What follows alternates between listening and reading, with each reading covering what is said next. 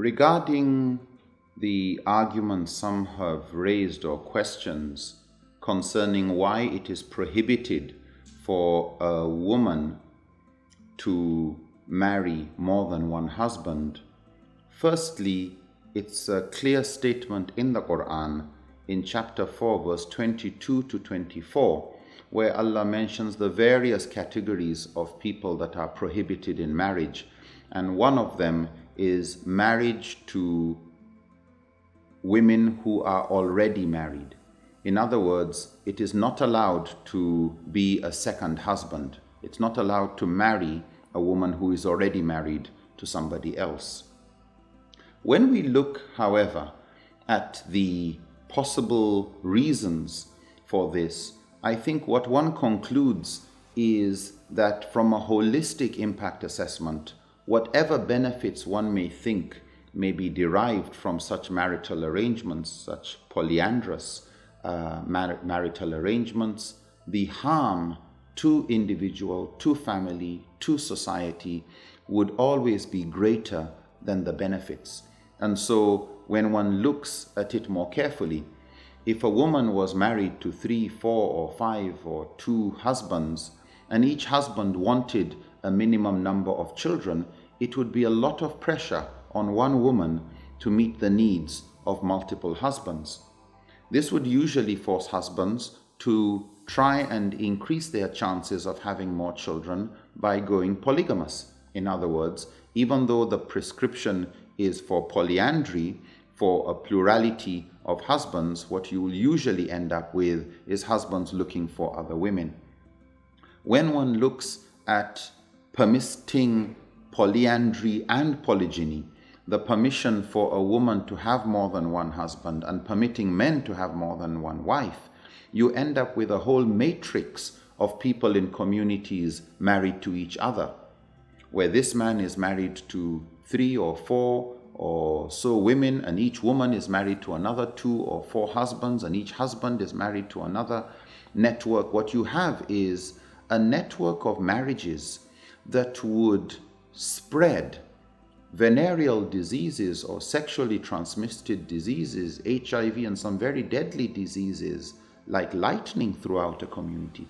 In other words, it is to the detriment of any society to become polygamous in the sense of being polyandrous and having polygyny.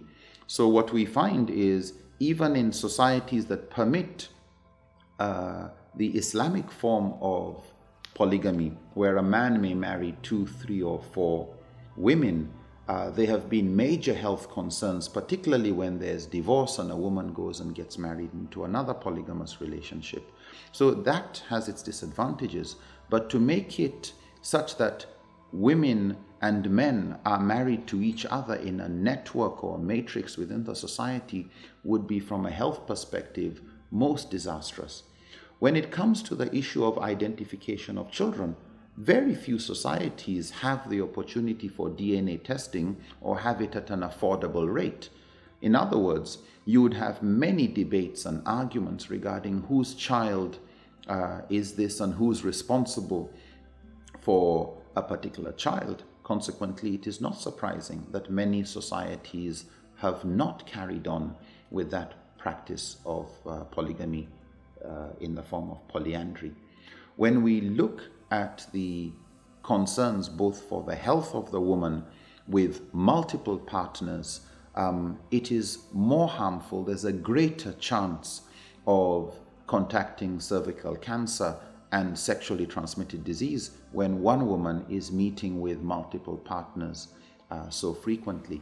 What we also find is the care for the children. When there is doubt regarding the parentage of a child, the tendency is for people to withhold love when they are not certain whose child they're actually taking care of, and this leads to greater abuse. What you also have is people who have an excuse not to take responsibility for children because they feel that other people would be responsible for their children, particularly when there's doubt regarding the parentage. And what you will find is a lot of men in particular exploiting women And the moment the woman is expecting, they take an excuse of moving to another woman instead of taking responsibility. So what you have is, if one looks at such an environment in which different types of polygamy are permissible, that you allow polyandry just because you allow polygyny, what you end up having in this kind of society is the breakup of the whole idea of a family of any type of structure, because there is no family unit. Everybody is married to everybody else.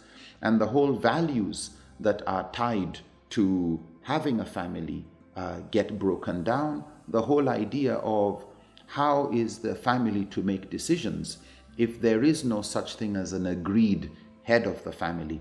Everybody is married to somebody else, and every woman has a man and every man has a woman. So what we find is, from a holistic impact assessment of the health, the social, the amount of conflict, abuses, the more you have anything towards polygamy, the greater the chances of having friction than monogamy. And if you move from polygyny, of a plurality of wives, to a plurality of husbands, you even have much greater conflict.